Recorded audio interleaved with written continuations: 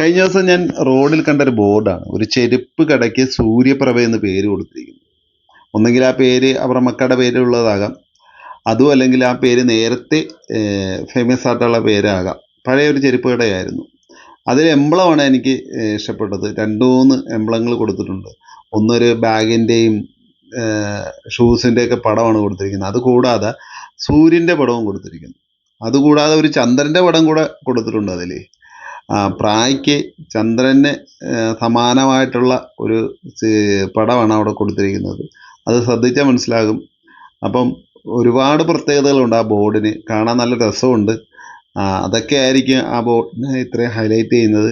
എങ്കിൽ ചെയ്ത ആൾക്കൊരു ബിഗ് സല്യൂട്ട്. നല്ല ഭംഗിയുണ്ട്.